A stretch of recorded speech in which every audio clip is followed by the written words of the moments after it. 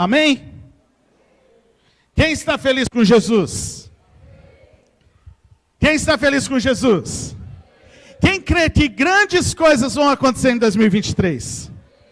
Queridos, eu não consigo talvez passar daqui, mas se você pudesse sentir a minha expectativa para 2023, sabe, eu creio que Deus vai fazer coisas muito grandes, Deus vai fazer o sobrenatural. Eu estou muito empolgado para viver o ano de 2023. Talvez você esteja falando, mas pastor, olha o que está acontecendo, tal pessoa assumiu, olha o que estão falando lá, o ministro da educação que não sabe nem fazer conta, o ministro da família que quer destruir a família, enfim. Queridos, nós não temos que olhar para as coisas naturais do que está acontecendo. Nós temos que olhar para aquilo que Deus está falando, aquilo que já está decretado nos céus. E eu estou muito empolgado e muito feliz, e com uma expectativa muito grande, de viver aquilo que Deus já falou que vai acontecer, de viver aquilo que Deus vai fazer. Porque pense bem, quanto mais difícil é o cenário, mais propício é para quê? Haja o poder do Senhor sendo liberado sobre as nossas vidas. Porque eu acredito, e até aqui eu tenho vivido isso, e eu sei que Ele jamais vai nos abandonar. E eu sei que Ele jamais vai nos desamparar. Aquele que foi fiel para nos sustentar e nos fortalecer aqui, até aqui, Ele vai continuar sendo fiel até que Ele volte. Por isso nós podemos nos alegrar e confiar naquilo que Deus vai fazer. Eu creio que 2023 será o melhor ano das nossas vidas. Será um ano de desafio, sim. Não estou dizendo que vai ser tudo mil maravilhas. O próprio Jesus disse, no mundo tereis aflições, mas tem de bom ânimo, porque eu venci o mundo. E eu quero, mas eu creio que será um ano onde nós seremos desafiados a mergulharmos na presença do Senhor. A mergulharmos na presença do Senhor. Deixa eu te dizer uma coisa. Se você ficar na superficialidade com Deus, você não chega inteiro ao final de 2023. Se você ficar na superficialidade com Deus, você não vai viver aquilo que Deus tem para a sua vida. Porque o que Deus tem para liberar será para aqueles que se aprofundarem, para aqueles que buscarem mais e mais da presença de Deus. E eu creio que nós vamos viver isso no Senhor, mas é um convite para mim e para você. Nós mergulharmos na presença do Senhor. Eu quero te desafiar a neste ano você ampliar a sua visão. Ampliar a sua visão, ampliar o seu entendimento. Se aprofundar no Senhor. Amar ao Senhor com todo o teu coração, com toda a tua alma, com todo o teu entendimento, com todas as tuas forças. A amar ao Senhor como nunca antes. Eu não vou dizer nem amar ao Senhor como você amou um dia, ou como quando você conheceu. Estou dizendo de você amar ao Senhor mais do que você amou antes, do que qualquer forma, mais do que tudo. De você viver um amor pelo Senhor, na qual você nunca viveu. E isso vai precisar, sim, uma reorganização na sua vida. Um planejamento. Escolhas vão ter que ser feitas. Sabe, queridos, semana passada, quarta-feira passada, eu falei aqui um pouco sobre isso. Será um ano onde mais do que tudo, mais do que nunca, se nós não estivermos alicerçados no Senhor, nós podemos passar por situações cada vez até mais difíceis. Mas nós precisamos estar alicerçados nele. E por isso hoje, nessa noite, eu quero começar uma série até o início de fevereiro, quando nós vamos lançar o tema deste ano. É uma série introdutória para aquilo que nós vamos viver este ano. É uma série uma introdução que eu quero fazer, alguns domingos que eu vou pregar sobre este tema, que vai nos preparar para viver aquilo que Deus tem para as nossas vidas. Depois nós vamos lançar o tema e vai ser algo muito extraordinário aquilo que nós vamos viver em Deus. Eu vou começar hoje sobre este tema. Esta série chama Somos Todos Sacerdotes. Fala comigo, somos todos sacerdotes. Hoje, nos próximos domingos, nos próximos 3 domingos, nós vamos ver sobre como um sacerdote deve viver. Quais as disciplinas de um sacerdote. O que um sacerdote faz, o que um sacerdote vive. Sabe, queridos, este ano nós iremos construir algo juntos. A cada domingo nós veremos o que Deus quer de nós. E nós vamos ter a oportunidade de cada segunda-feira poder praticar aquilo que Deus ministrará aos nossos corações. O meu objetivo com essa introdução, com essa série introdutória deste ano, não é para que você apenas venha para ser edificado no domingo, mas é para aquilo que você receber neste lugar no domingo, você possa viver e praticar a partir da segunda-feira. Para que você possa colocar em prática de segunda-feira em diante. Eu creio que o Senhor irá ministrar aos nossos corações. Quero convidar você que está marcando aí, ou está com a sua Bíblia, Êxodo 19. Se você puder abrir, nós vamos projetar, mas se você tiver aí, o seu smartphone, o seu celular, abre aí a sua Bíblia em Êxodo capítulo 19.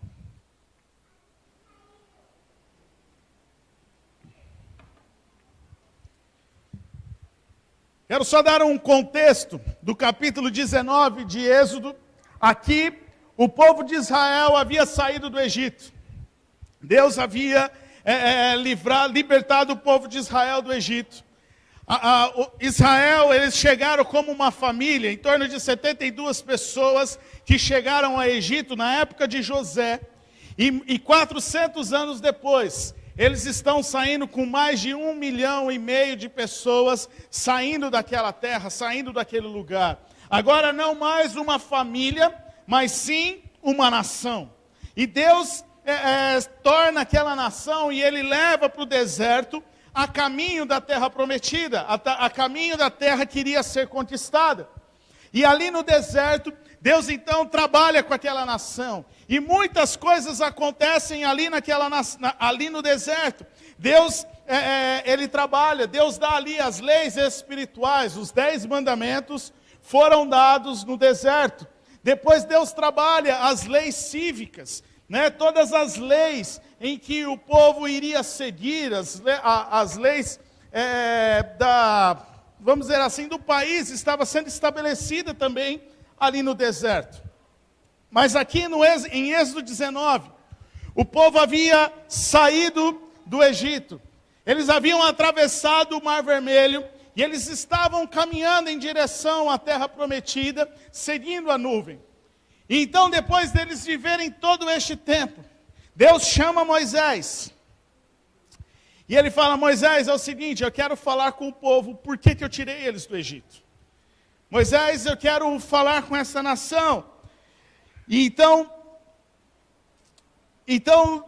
Moisés prepara aquela nação, prepara ali o povo, debaixo da ordem do Senhor. E olha o versículo 5 e o versículo 6 de Êxodo 19. Olha o que diz o texto. Deus estava dizendo: agora, se me obedecerem fielmente e guardarem a minha aliança, vocês serão o meu tesouro pessoal dentre todas as nações. Embora toda a terra seja minha, vocês serão para mim um reino de sacerdotes. Fala comigo, um reino de sacerdotes e uma nação santa. Essas são as palavras que você dirá aos israelitas.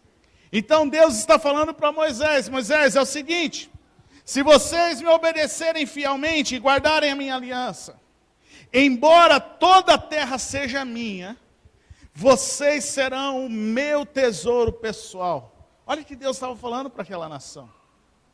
Toda a terra é minha, mas vocês são aqueles que eu vou guardar. Vocês são meus tesouros. Vocês vão viver para mim. vocês são separados. Porque embora toda a terra seja minha, vocês serão para mim um reino de sacerdotes. E eu quero que você grave isso. Se você sair daqui hoje, lembrando disso, com isso no teu coração, eu já vou ficar muito feliz. Tem mais coisa, mas se você gravar isso, eu já vou ficar muito feliz. Deus, Ele chama o povo para ser um reino de sacerdotes. Então o desejo de Deus é ter um reino de sacerdotes. O que é um sacerdote? Um sacerdote é aquele que representa um povo para o seu Deus. Então, voltando lá, aqui no Antigo Testamento, quando Deus ordena ali, o único que podia entrar na presença de Deus era o sacerdote. E aí a gente vê Arão sendo levantado como sacerdote. Então, somente Arão, ali naqueles tempos, quando o tabernáculo de Moisés foi estabelecido, somente Arão, que era o sacerdote, que podia uma vez por ano entrar no lugar santo dos santos, aonde ficava a Arca da Aliança, que representava a presença de Deus.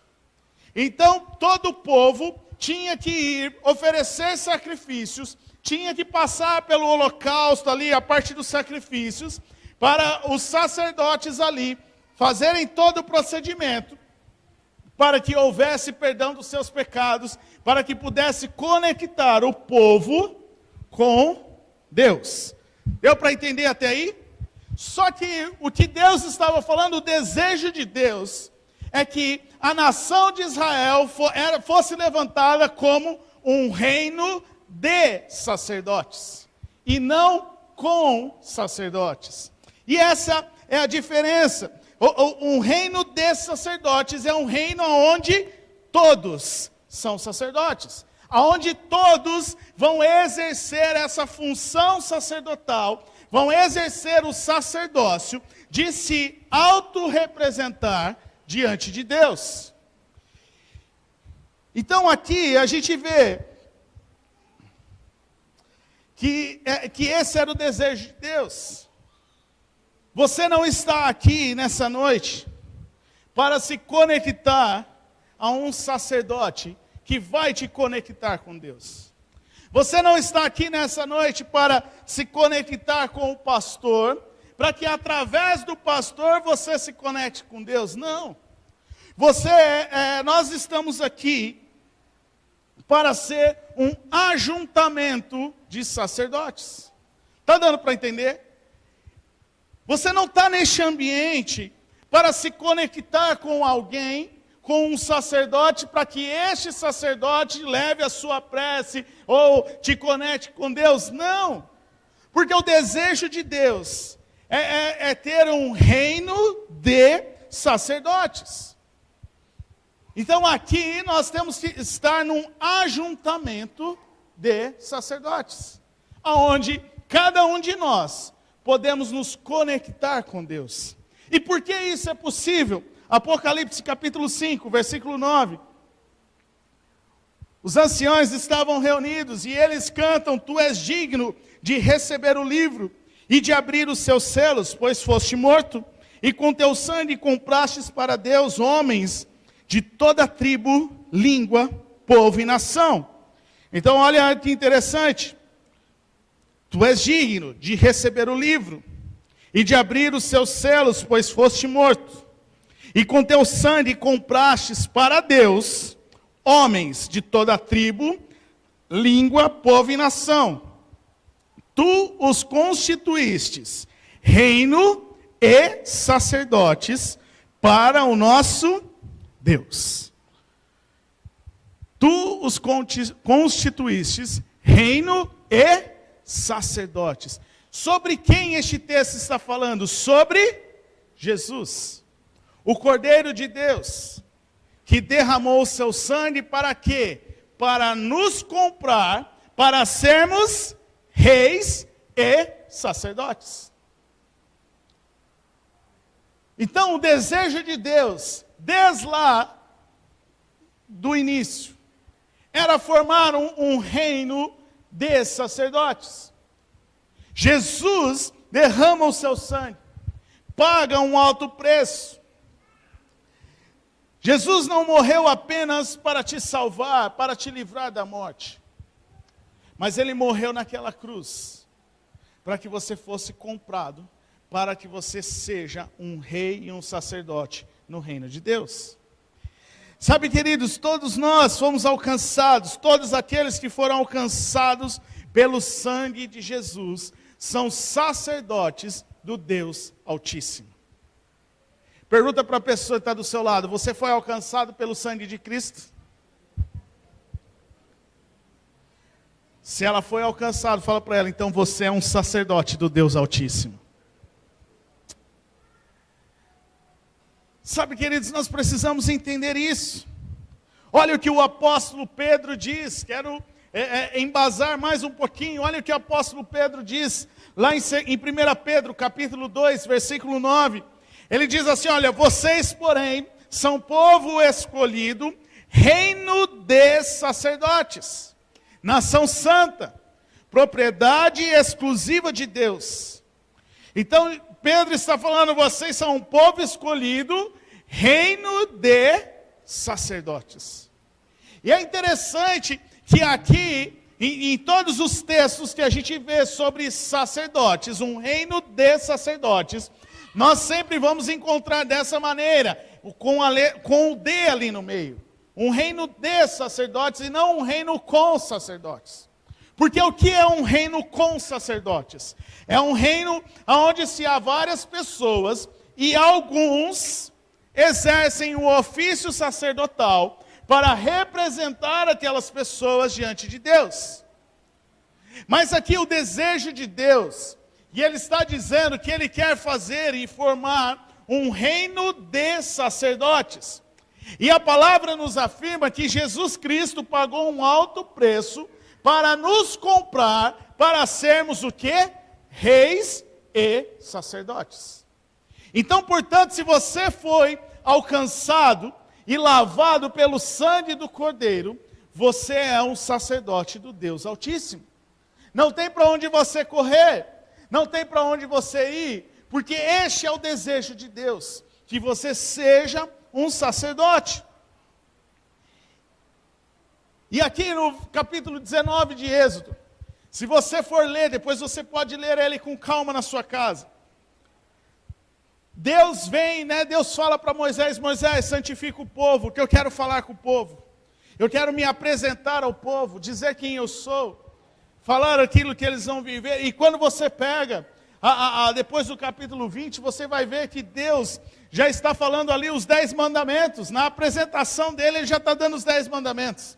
Depois, lá na frente, que Moisés vai escrever na tábua, nas pedras. Mas naquela apresentação, no capítulo 20, Deus já se apresenta e já fala: não farás outros deuses. Mas pense a cena: Moisés consagra o povo.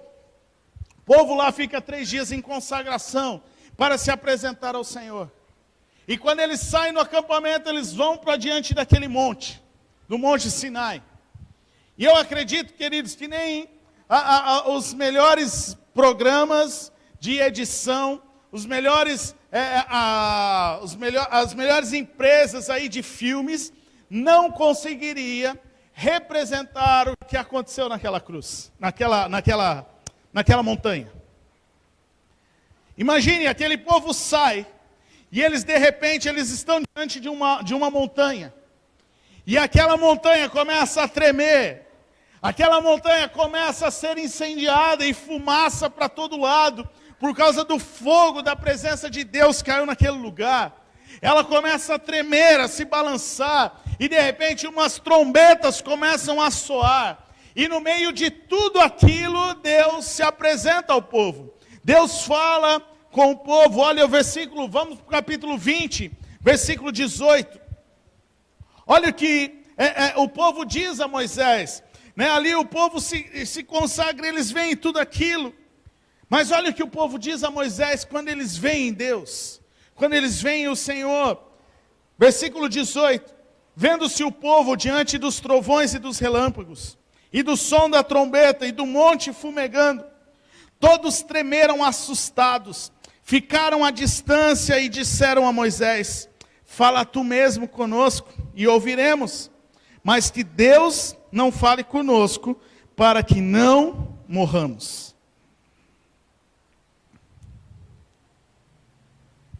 E aqui, olha, eles estão vendo Deus. E eles falam para Moisés: fala tu mesmo conosco e ouviremos, mas que Deus não fale conosco, para que não morramos. Deus queria estabelecer um reino de sacerdotes. Mas aquele povo, aquela nação, eles queriam um reino com sacerdotes. Então a primeira coisa que eles fazem, eles se afastam de Deus. E agora eles falam: Moisés, você vai ser esse sacerdote que vai nos representar. Moisés, você vai ser esse que vai nos conectar com Deus. Porque, queridos, aquele povo descobriu algo que acontece até os dias de hoje. Eles descobriram que, o porquê que eles não quiseram, na verdade, porquê que eles não quiseram se apresentar diante de Deus. Porque eles descobriram que toda vez que eles tivessem que se apresentar diante de Deus, algo tinha que morrer. E assim é até hoje. Todas as vezes que nós nos apresentamos diante de Deus, algo aqui dentro precisa morrer. Algo aqui dentro precisa morrer. Sabe, queridos, não tem como chegar diante de Deus e nada acontecer no nosso coração e na nossa vida. Nós não somos perfeitos. Nós não somos seres perfeitos. Não tem como nós chegarmos diante de Deus e falar: Deus, e aí, beleza, está tudo certo. Não tem como. Quando nos apresentamos diante de Deus, algo aqui tem que morrer. Algo aqui em nós precisa morrer. Olha, lembra que Jesus fala para os seus discípulos, Mateus capítulo 16, se alguém quiser acompanhar-me, negue-se a si mesmo, tome a sua cruz e siga-me. Não há como seguir Jesus fazendo a nossa vontade. Não há como seguir Jesus e querer que as nossas vontades prevaleçam. Queridos, toda vez que nós chegamos diante de Deus, a nossa vontade, o nosso ego, algo dentro de nós precisa morrer. E isso o povo descobriu lá atrás e continua até hoje. Algo em nós precisa morrer. Sabe, queridos, não dá mais para dizer: ah, pastor, morre aí, busque a mensagem de Deus, que a gente vem aqui no domingo para receber. Ô líder, morre aí, pague o preço, jejua, ore você, porque eu quero aqui, eu quero que quando eu chegar para me aconselhar, eu quero aqui, uma palavra de Deus para mim. Será que não é isso muitas vezes que nós fazemos? Nós queremos terceirizar a função sacerdotal. Não, pastor, você já jejuou essa semana? Você já orou, você já buscou a Deus, já se matou algo dentro do teu coração para você entregar uma palavra poderosa nessa noite? Porque muitas vezes nós queremos isso. Nós queremos ouvir algo de Deus, mas nós não queremos morrer para Deus. Nós não queremos morrer a algumas vontades, alguns desejos, alguns anseios do nosso coração, para que a gente possa ouvir Deus. Ei, chegou a hora. Chegou a hora de você se posicionar diante de Deus. Chegou a hora de você viver o sacerdócio na sua vida. O sangue foi derramado não só pela vida do pastor, o sangue não foi derramado só pela vida dos líderes, o sangue foi derramado por mim e por você. O sangue de Cristo foi para me lavar, mas também foi para te lavar, para te purificar, para perdoar o meu e o seu pecado. Sabe, queridos, precisamos parar. Se nós queremos viver aquilo que Deus tem para as nossas vidas, você precisa entender que chegou a hora de você parar de dar desculpas e você começar a viver como um sacerdote do Deus Altíssimo.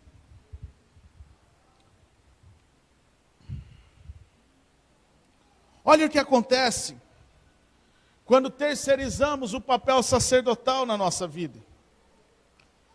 Êxodo capítulo 32. Vamos avançar um pouquinho mais nessa história. A partir do versículo 1. O povo, ao ver que Moisés demorava a descer do monte, lembra da história? Moisés subiu ao monte, ficou 40 dias lá, recebendo as orientações do Senhor, as leis, recebendo ali os 10 mandamentos. Então, vendo o povo que Moisés demorava a descer do monte, juntou-se ao redor de Arão e lhe disse: venha, faça para nós deuses que nos conduzam, pois a esse Moisés, preste atenção, pois a este Moisés, o homem que nos tirou do Egito, não sabemos o que lhe aconteceu. Queridos, quem tirou o povo do Egito? Foi Moisés? Quem fez, ali ordenou as 10 pragas? Quem foi que abriu o mar vermelho? Foi Moisés? Não foi, foi quem? Foi quem? Foi Deus. Foi Deus que abriu o mar vermelho, foi Deus que enviou aquelas 10 pragas, foi Deus que enviou o maná, foi Deus que fez tudo ali. Mas o povo estava acreditando e crendo que foi Moisés. O povo estava ali fixado, dizendo, o problema daquela nação, daquelas pessoas, é que eles estavam achando que era um homem que estava livrando eles do Egito. Que era um homem que havia feito tudo aquilo.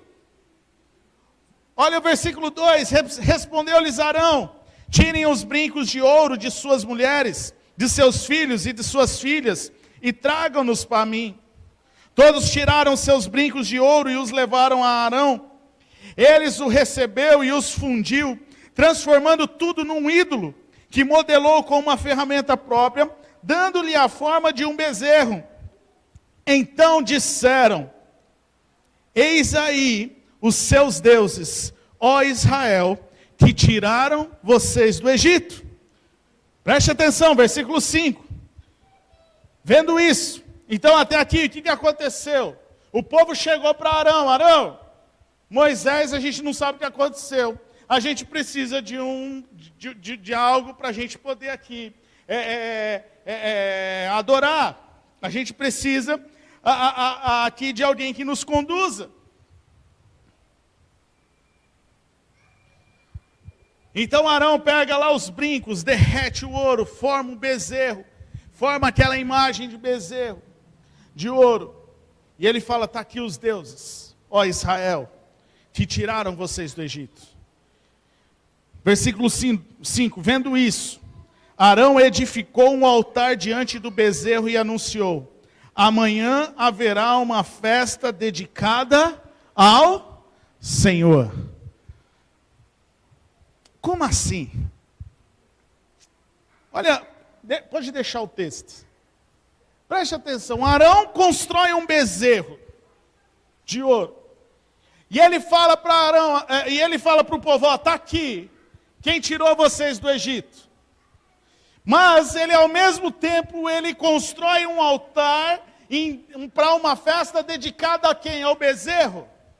Não, ao Senhor. Como assim?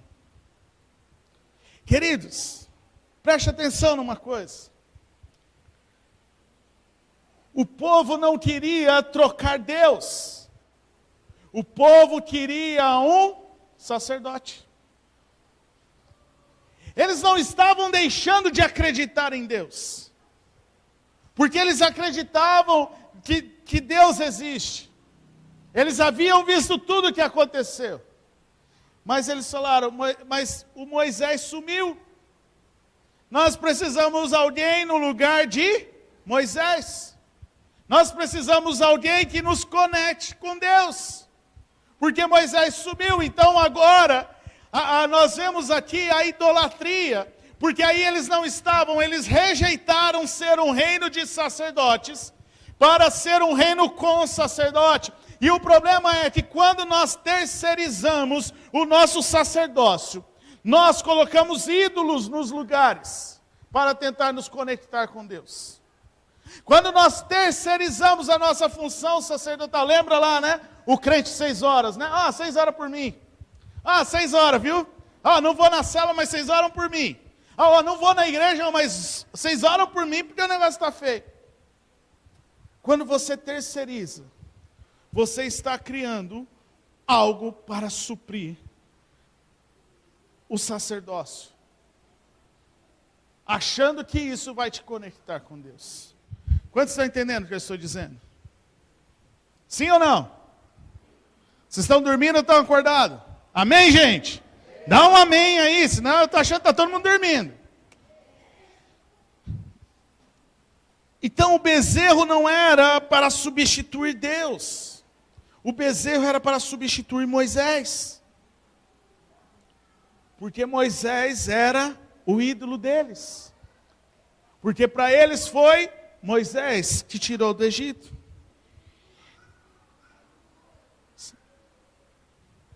Sabe, queridos, e esse é o problema. Nós não queremos morrer para nos conectar com Deus. E quando nós não morremos para nos conectar com Deus, nós colocamos ídolos no nosso coração para tentar nos conectar com Deus. Quando nós não exercemos a nossa função sacerdotal, nós estamos colocando ídolos para tentar nos conectar com o Senhor. Nós precisamos entender uma coisa. Jesus veio e pagou um alto preço para te comprar, para que você seja um rei e um sacerdote do Deus Altíssimo. Você não é apenas um ser que foi livrado do inferno. Você não é uma criatura de Deus que se transformou em filho para não perecer no fogo do inferno. Não. Você foi comprado e por um alto preço para ser rei e sacerdote do Deus Altíssimo.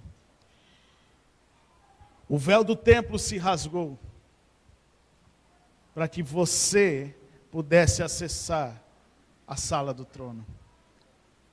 Não há mais nenhum mediador, o único mediador se chama Jesus Cristo. O único mediador que eu e você precisamos é Cristo Jesus. Você não precisa do pastor para se conectar com Deus. Você não precisa do grupo de louvor para se conectar com Deus.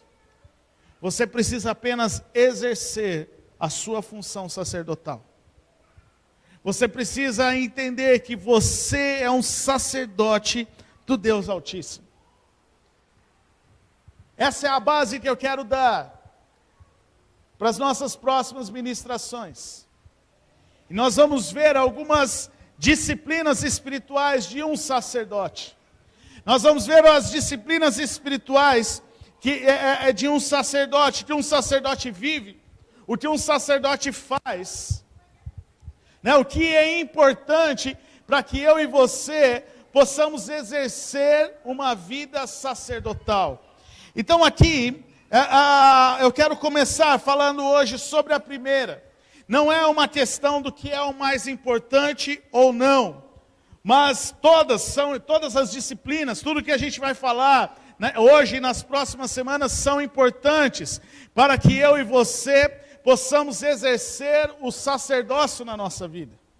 Mas eu quero começar falando, que talvez seja a base, é sobre adoração. Um sacerdote foi chamado, para adorar a Deus. Fala comigo, um sacerdote foi chamado para adorar a Deus. Agora vira para a pessoa que está do seu lado e fala, você é um sacerdote do Deus Altíssimo. E você foi chamado para adorar a Deus.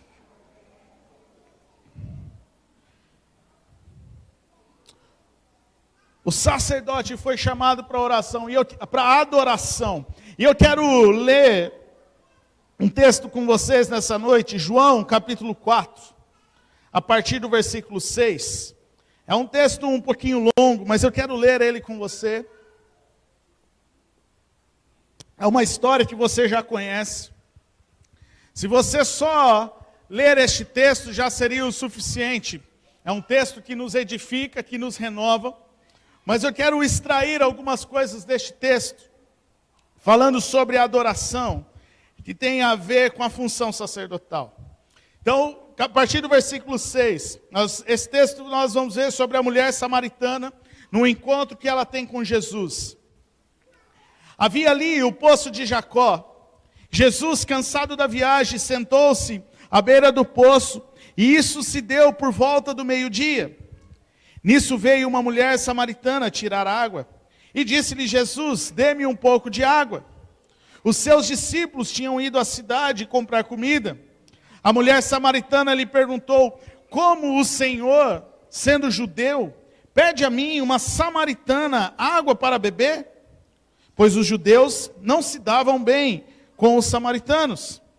Jesus então lhe respondeu: se você conhecesse o dom de Deus, e quem lhe está pedindo água, você lhe teria pedido, e ele lhe teria dado água viva. Disse a mulher: o Senhor não tem com que tirar água, e o poço é fundo. Onde pode conseguir essa água viva? Acaso o Senhor é maior do que o nosso pai Jacó, que nos deu o poço do qual ele mesmo bebeu, bem como os seus filhos e o seu gado? Jesus respondeu àquela mulher: quem beber desta água terá sede outra vez, mas quem beber da água que eu lhe der, nunca mais terá sede. Pelo contrário, a água que eu lhe der se tornará nele uma fonte de água a jorrar para a vida eterna. A mulher lhe disse: Senhor, dê-me desta água, para que eu não tenha mais sede, nem precise voltar aqui para tirar água. E ele lhe disse: vá, chame o seu marido e volte. Não tenho marido, respondeu ela. Disse-lhe Jesus: você falou corretamente, dizendo que não tem marido. O fato é que você já teve 5, e o homem com quem agora você vive não é seu marido. O que você acabou de dizer é verdade. Disse a mulher: Senhor, vejo que é profeta. Nossos antepassados adoraram neste monte, mas vocês, judeus, dizem que Jerusalém é o lugar onde se deve adorar. Jesus declarou: creia em mim, mulher. Está próxima a hora em que vocês não adorarão ao Pai, nem neste monte, nem em Jerusalém. Vocês, samaritanos, adoram o que não conhecem. Nós adoramos o que conhecemos, pois a salvação vem dos judeus. No entanto, está chegando a hora, e de fato já chegou, em que os verdadeiros adoradores adorarão o Pai em espírito e em verdade. São estes os adoradores que o Pai procura. Deus é espírito, e é necessário que os seus adoradores o adorem em espírito e em verdade. Disse a mulher: eu sei que o Messias, chamado Cristo, está para vir, e quando ele vier, explicará tudo para nós. Então Jesus declarou, imagine Jesus, né? Batendo a mão no peito, e é o primeiro texto que Jesus fala: eu sou o Messias, eu que estou falando com você. Naquele momento, os seus discípulos voltaram e ficaram surpresos ao encontrá-lo conversando com uma mulher. Mas ninguém perguntou: o que queres saber? Ou por que estás conversando com ela? Então, deixando o seu cântaro, a mulher voltou à cidade e disse ao povo. Queridos, aqui é uma história, está registrada a história da mulher samaritana. Uma história marcante, com muito aprendizado. Aprendizado no natural, quebras de paradigmas aconteceram nessa história. Muitos paradigmas estavam sendo quebrados, muitos pensamentos, principalmente ali dos discípulos, estavam sendo quebrados. Aquilo até então, aquilo que eles estavam vivendo, e o que Jesus faz no natural, mexe com a cabeça dos discípulos, que até então eles entendiam: o judeu não pode se dar com o samaritano. Eles eram criados nisso. E além de muito aprendizado espiritual que nós encontramos aqui, algo que eu e você podemos aprender com essa história.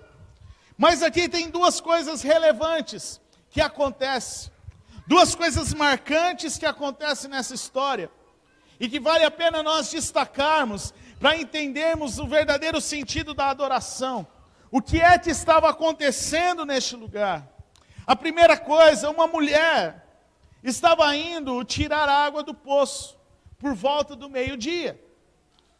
Nós precisamos entender o contexto, a cultura, para a gente entender o que Jesus estava fazendo ali. Primeiro, as mulheres, elas buscavam água no poço logo pela manhã, no amanhecer do dia, porque nós estamos falando de um lugar que é deserto, de 45 graus aí, brincando, ao perto do meio-dia.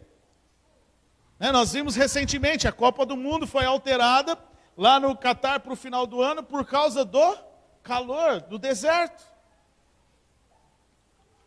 E aqui aquela mulher, ela estava indo ao meio-dia, porque meio-dia era um horário onde ninguém ia no poço, é onde nenhuma mulher ia no poço.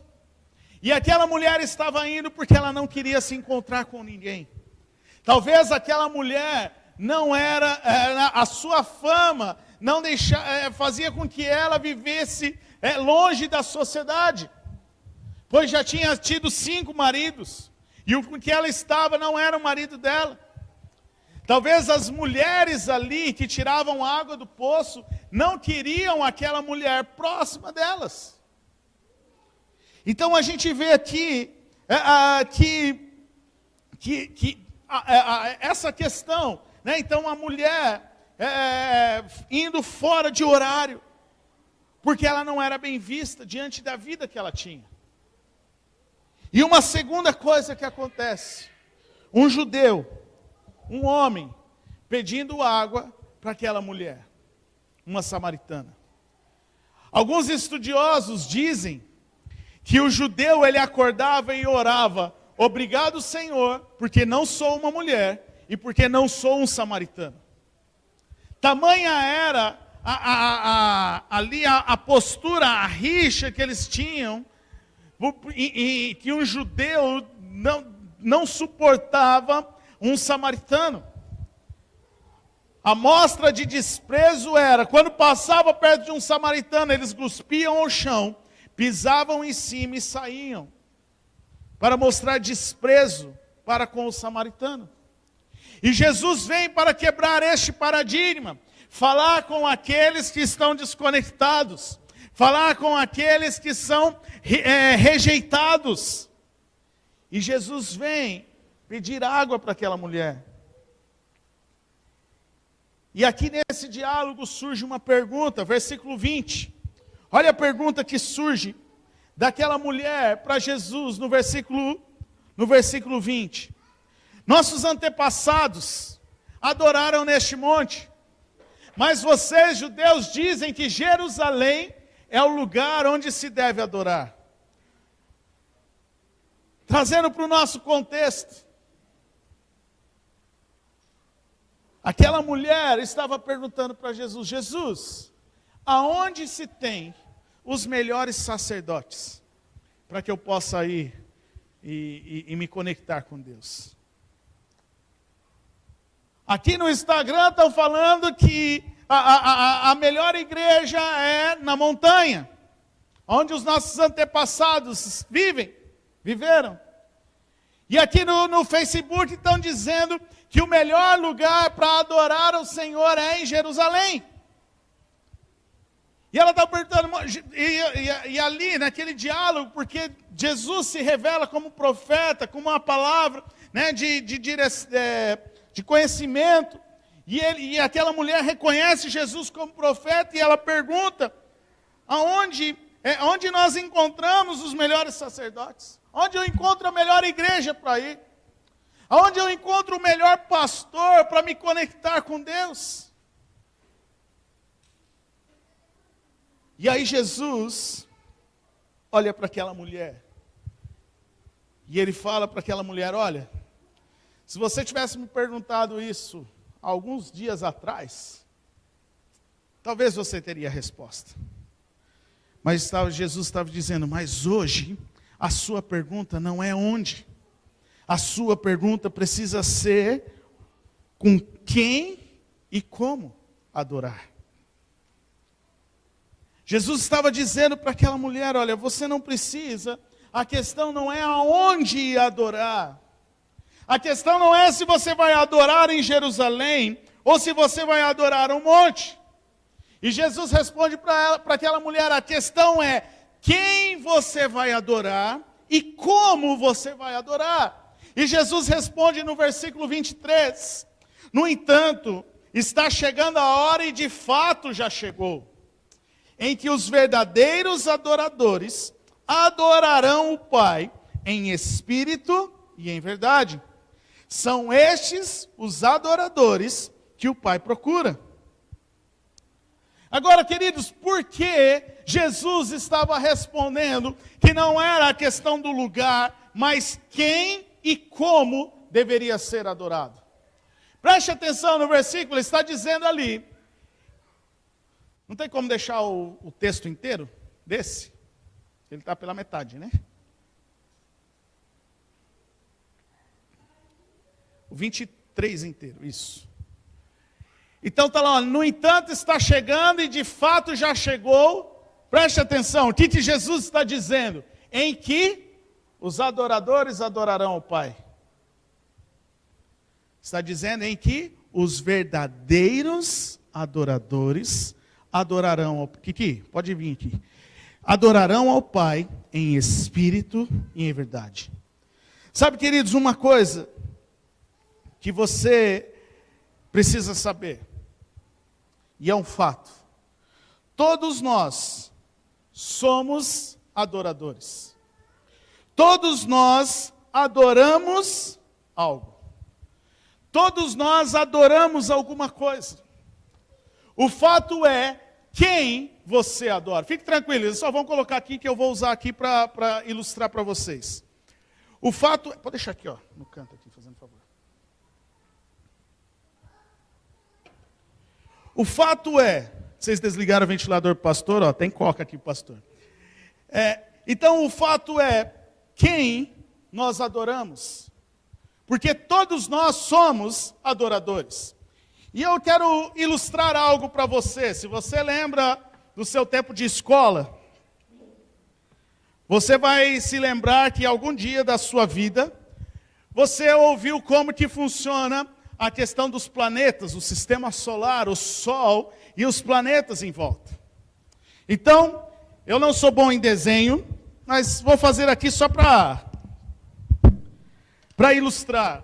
Então nós temos o Sol, que é uma grande bola de fogo. E em volta do Sol, no sistema nós temos os planetas. Então não vou arriscar falar o nome dos planetas, porque eu não vou lembrar. Mas você vai se lembrar, tem Marte, Júpiter, Saturno, Netuno, enfim.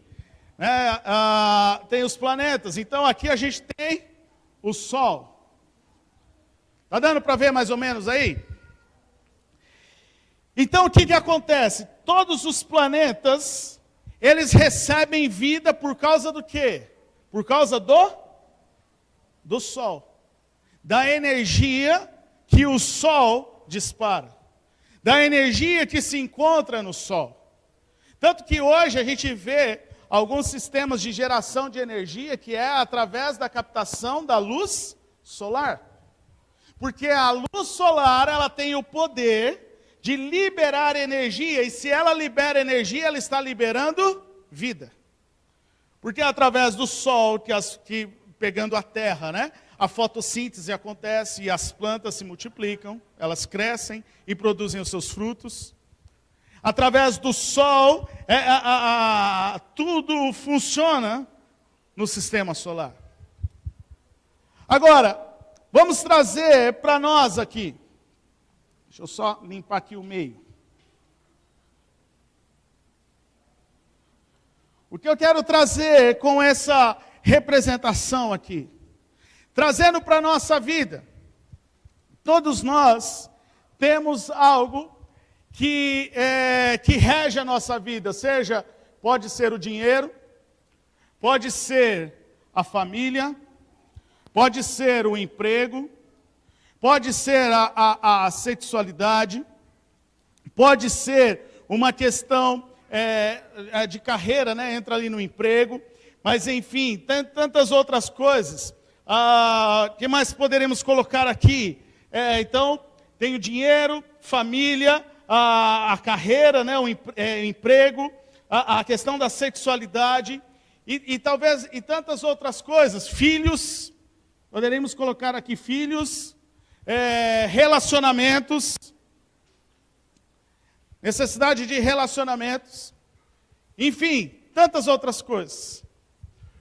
O problema é que muitas vezes, então, tudo isso daqui faz parte e é bom para nós, para que possamos viver. Não é errado você pensar nas suas finanças, não é errado você pensar na sua família, não é errado você pensar no seu emprego, na sua carreira profissional, não é errado você pensar sobre a sua sexualidade, né, em relação ao casamento, em relação aos filhos, família, relacionamentos e tudo, mas não é errado.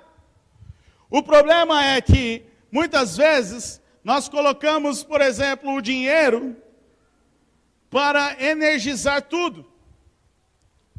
E aí o que acontece? Um planeta, ele não tem poder para dar vida e energia para todo o sistema. Somente o Sol. Assim como o dinheiro, ele não tem poder e energia para que as outras funções da nossa vida sejam reais, elas estejam vivas. E o que acontece? Se ele não tem poder e energia, o que vai acontecer? Vai morrer. Por causa do dinheiro, da adoração ao dinheiro, talvez você pode perder a sua família, você pode perder os seus filhos, você pode perder uma questão da sexualidade. Quando eu falo da sexualidade aqui, é a questão de uma vida sexual, de uma procura por relacionamentos, né? Você pode perder o seu emprego. E aí você pode, talvez não, pastor, mas o dinheiro não me move. Legal. Mas talvez para você seja a família. A família, e você acha que a família vai poder te dar força para todas as outras. E isso não vai acontecer. Porque a família, ela não tem o poder e a energia para te sustentar. Mas aí talvez você até entenda, não, pastor, mas é a família. Eu até entendo que Jesus, não, tem que ter Jesus, legal, Jesus está aqui. Mas a família não sustenta Jesus.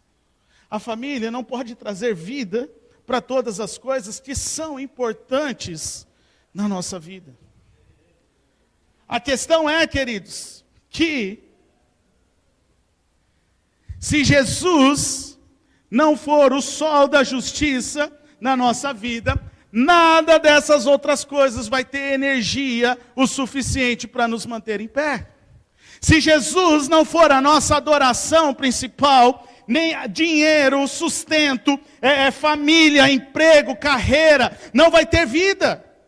E por que Jesus fala que ele deve ser o único a ser adorado? Será que Jesus tem crise de identidade? Será que Deus tem crise de identidade? Será que Deus tem lá, hoje eu não estou me sentindo tão bem, deixa eu ver se lá em Tatuí tem uma igreja que está me adorando hoje. Deus precisa da adoração? Não. Quem precisa da adoração? Eu e você. Deus te ama tanto, que Ele quer ser o primeiro na sua vida, porque Ele sabe que se alguma outra coisa ocupar o lugar dEle na sua vida, você vai morrer. Você não vai ter sucesso. Se o dinheiro ocupar a sua vida, você vai perder a sua família, você vai perder a sua carreira, você vai perder tudo. Porque o dinheiro não tem condições de te sustentar em todas as áreas. E aí o que acontece? A hora que acaba o dinheiro, morre tudo. Agora Jesus, Deus, nos ama. E Ele quer ser o primeiro. E ser o único a ser adorado.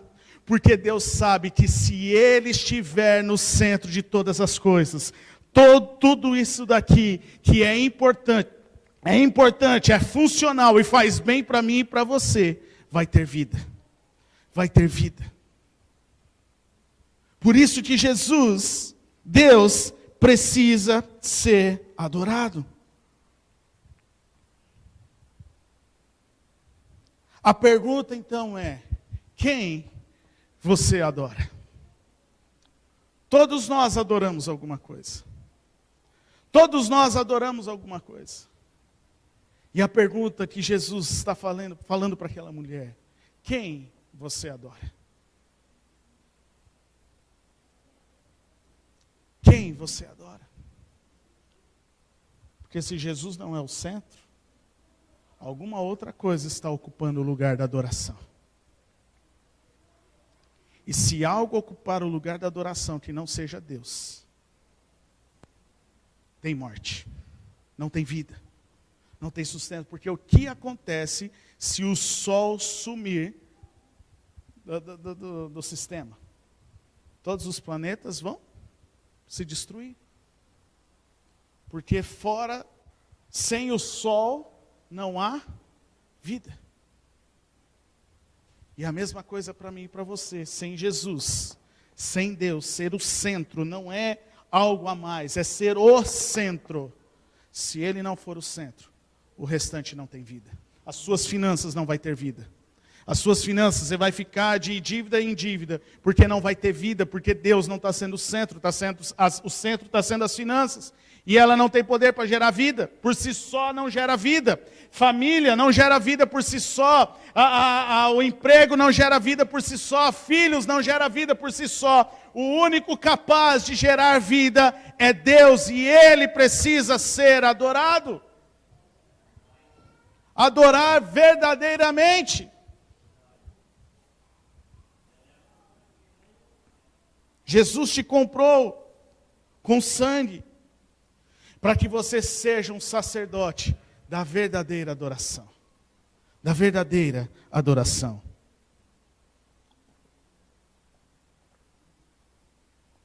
Então quem você adora? A segunda pergunta que Jesus faz para aquela mulher, ou que naquele diálogo acontece: como adorar? Não tem a ver com o lugar, e sim com quem e como. Então, como se deve adorar? E Jesus responde àquela mulher: em espírito e em verdade. Em espírito e em verdade. Então, quando olhamos para Jesus, vemos que a verdadeira adoração, ela precisa vir de dentro para fora. A verdadeira adoração, ela acontece de uma maneira interna. Ela acontece no nosso íntimo.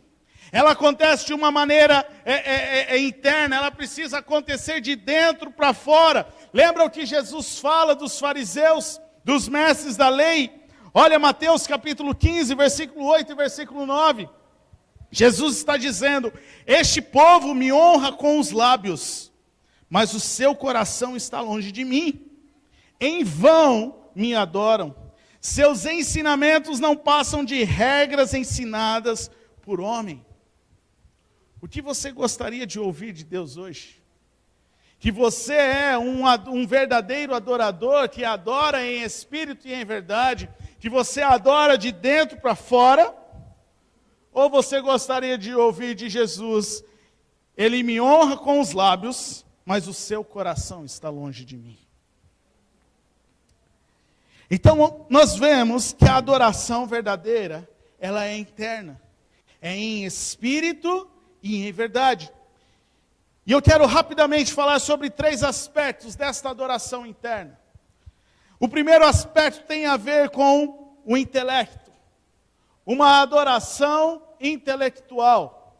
Algo que tem a ver com a nossa mente, uma adoração através do nosso intelecto. Você precisa conhecer quem é Deus. Você precisa conhecer o Senhor.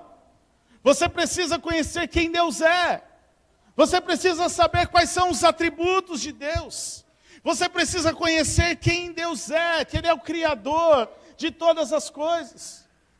Quando os músicos estão aqui, e eles estão dizendo a você, deixa sair da tua boca, abra sua boca, cante algo de adoração ao Senhor. Sabe por quê?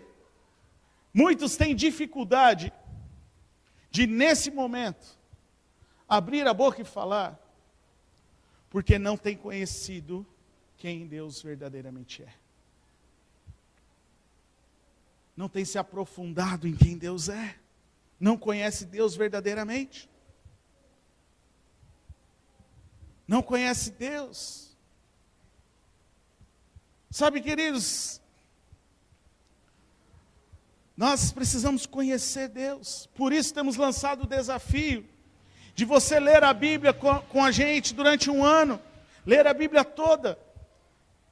Eu não vou abrir muito aqui, nós vamos ter um domingo que a gente vai falar só sobre isso, sobre leitura, sobre meditação, sobre buscar ao Senhor. Mas nós precisamos conhecer Deus. Entender que Deus, Ele é amoroso, Ele é bondoso, Ele é misericordioso, Ele é o Criador dos céus e da terra, que Ele é o alfa, o ômega, o princípio e o fim, que Jesus é o Rei dos reis e o Senhor dos senhores. Queridos, quando você é incentivado e desafiado a abrir a sua boca e oferecer a sua canção de adoração a Deus, não tem a ver em você cantar aqui, deixa queimar, não. Mas tem a ver com o combustível na sua vida, o conhecimento de quem é Deus. De você falar, Senhor, eu te amo, eu te adoro, porque Tu és o Rei dos reis, Tu és o Senhor dos senhores, Tu és o meu Deus, Tu és o meu Senhor. Tu és aquele que está no centro de todas as coisas. Tu és o único digno de ser adorado. A segunda característica, deixa eu correr aqui que já passou o tempo. Através das nossas emoções, adorar a Deus com as nossas emoções. Nós precisamos adorar a Deus com as nossas emoções, com os nossos sentimentos. Quando nós olhamos para os escritores de Salmos, você vai perceber que lá nos Salmos, você encontra uma variedade de diversas demonstrações emocionais daquilo que eles estavam vivendo. Eles colocam regozijo-me, alegria de estar na Tua presença, a minha alma engrandece ao Senhor, a minha alma tem sede de Ti. Está falando das emoções, adorar a Deus com as nossas emoções. Quando Paulo vai ensinar sobre ofertar, lá para a igreja de Corinto, o que Paulo fala? Deus ama quem dá com alegria. Deus não ama quem oferta. Deus não ama quem faz por obrigação. Deus ama quem faz com emoção. Deus ama quem faz com alegria. Está dando para entender? A nossa emoção precisamos adorar a Deus com as nossas emoções.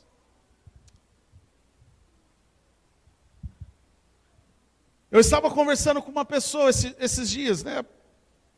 A pessoa trabalha comigo, e ele já passou por duas separações, 2 divórcios. E ele está namorando uma pessoa agora, né? Ele está namorando uma pessoa, e ele me contratou para trabalhar com ele. Faz 3 meses que eu estou trabalhando com ele. E desde o começo, ele vinha e ele falava, não, porque você me entende, né? Porque não, eu não quero entrar num relacionamento onde tem ciúmes, onde isso, aquilo, e papapá, papapá. E um dia ele virou para mim e ele disse, não, eu vou te contar uma coisa, mas você não vai entender, porque você não passou por isso. E eu já imaginava o que ele ia falar. Eu falei, eu não vou passar, eu não passei por isso. E eu trabalho no meu casamento, e eu invisto no meu casamento, para não ter que chegar nem perto disso. Quando eu falei para ele isso, quando eu falei que eu investia no meu casamento, para que eu não precisasse experimentar o processo de divórcio que eu investia no meu casamento e na minha família, para que eu não precisasse conhecer aquilo que ele já tinha passado. Ele parou, e aí foi a primeira vez que eu pude ministrar o coração dele. Eu falei, cara, casamento a gente não entra para um contrato. Casamento eu não entro para dizer o que eu quero e o que ela tem, e o que a pessoa tem que fazer. Casamento eu não faço um contrato onde lá as linhas pequenas, você precisa fazer isso, senão eu não faço. Eu falei, não, casamento para mim é uma aliança. Não importa o que eu vou fazer, não importa o que ela vai fazer, eu vou continuar amando até o fim, porque eu vou honrar aquilo que eu prometi a ela, até lá no altar, quando eu falei que até a morte ia me separar. Somente a morte vai me separar dela. Porque por mais que aconteça coisas, que talvez haja divergência no casamento, eu falei, eu preciso escolher amar, eu preciso escolher fazer aquilo. Eu não faço porque eu tenho que fazer, eu faço porque eu escolhi amar. Passado alguns dias, ele estava naquela conversa que ele queria acabar tudo o relacionamento. E ele, esses dias, chegou para mim e falou, André, é bem que você falou outro dia, né? Não é que eu tenho que fazer, mas eu preciso escolher o que fazer. Eu preciso escolher abrir mão. E eu falei, exatamente isso. Sabe, queridos, o que eu quero trazer com essa ilustração é que Deus não quer que você ore. Deus quer que você deseje orar. Deus não quer que você leia a Bíblia. Deus quer que você deseje ler a Bíblia. Ele quer as suas emoções, que você deseje o Senhor. Que você deseje estar na presença de Deus. Quando o pastor te convida para vir na reunião de oração, não é para que você venha aqui com o peso, mas é para que você deseje este lugar de oração. Porque, queridos, nós não precisamos ser nenhum adivinhos daquilo que vai acontecer nos próximos anos. É fato que desafios surgirão.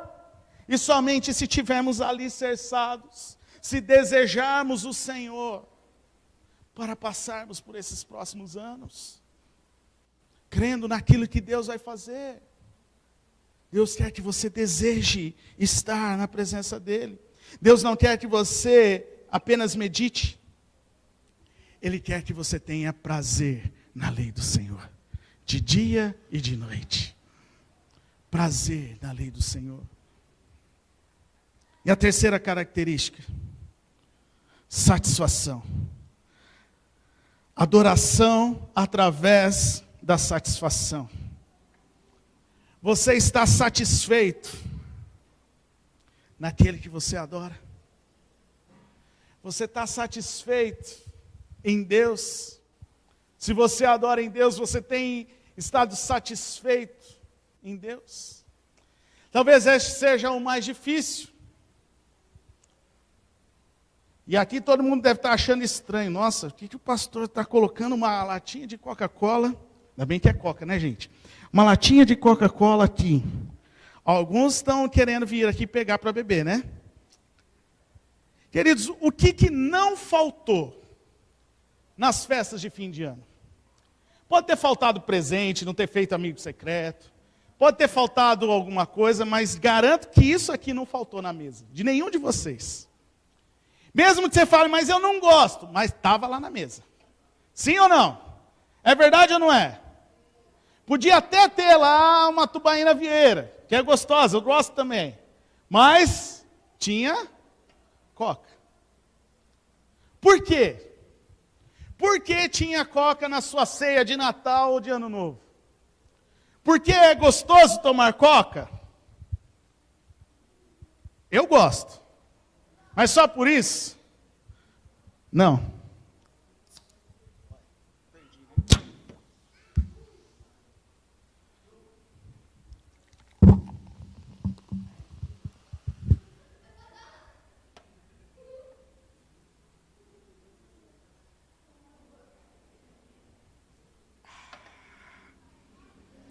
Alguém quer? Vem pegar, Arthur. Ele ganhou. Seu pai vai tomar, né? Mas pode.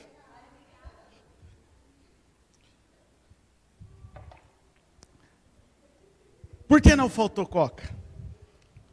Exatamente pela reação que houve aqui quando eu abri. Pela satisfação de poder tomar um refrigerante num almoço ou um jantar especial.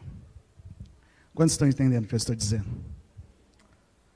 Agora a pergunta que eu faço: você tem satisfação por Deus, assim como você tem uma satisfação de tomar uma coca?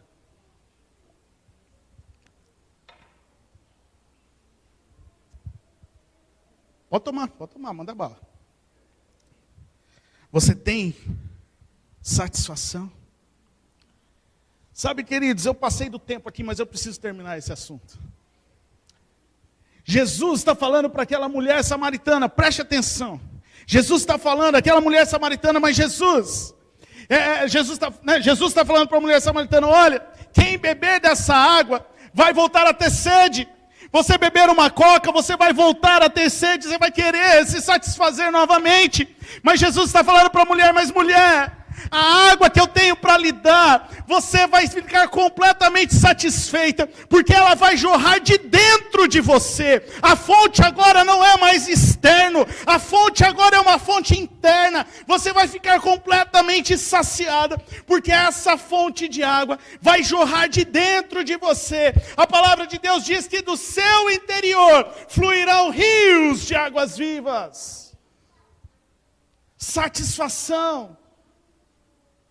A pergunta, volto a repetir a pergunta que eu faço para você nessa noite: você tem tido satisfação de estar na presença de Deus?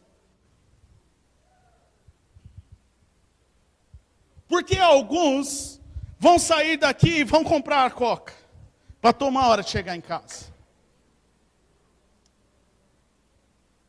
Porque eu abri aqui. No calor, desligaram o ventilador, eu abri aqui. Deu certinho. Aí a pergunta que eu faço é: como a sua família vai conhecer a Cristo? Se o Jesus que você apresenta muitas vezes, ó, você precisa conhecer Jesus, ó, peraí.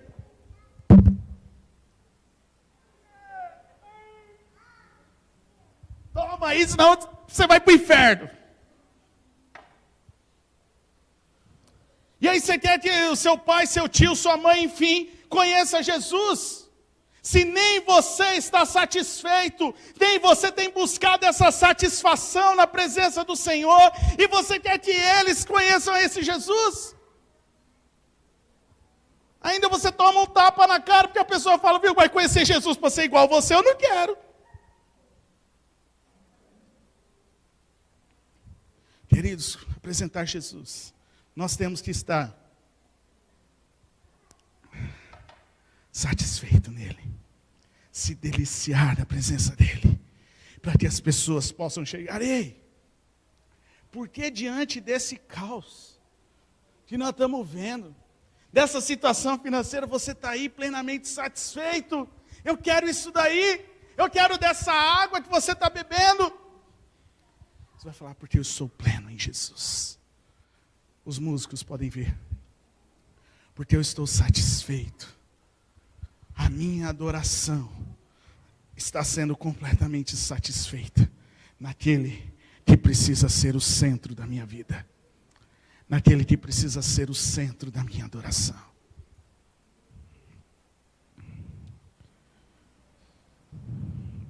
Nós precisamos ter satisfação na presença do Senhor. Quantos estão entendendo o que eu estou dizendo? Sabe, queridos, todos nós somos sacerdotes. Jesus comprou com seu sangue reis e sacerdotes, povos de toda língua, tribo e nação. Isso inclui eu e você. Jesus me comprou e Jesus te comprou com o sangue dele, para que nós pudéssemos ser reis e sacerdotes. E a primeira função de um sacerdote é adorar o Deus Altíssimo. Uma adoração verdadeira, em espírito e em verdade. Jesus pagou um alto preço por você. E como você tem adorado a Ele? O que tem estado no centro da sua vida? Vamos ficar em pé, você achar que está acabando.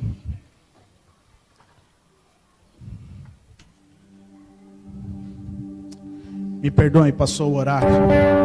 Prometo que 2023 vou me vigiar mais. Falo muito, preciso falar menos.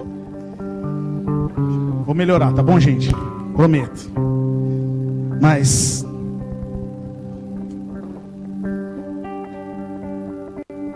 você é um sacerdote do Deus Altíssimo. 2023. Como você quer viver? Adorando a Deus verdadeiramente em espírito e em verdade? Quem você realmente adora? E como você tem adorado ao Senhor? Feche os seus olhos. Pense por alguns instantes.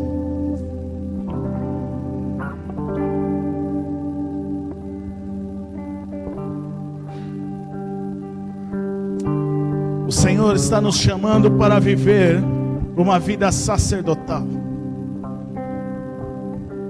Nos próximos domingos nós vamos falar sobre outras disciplinas espirituais.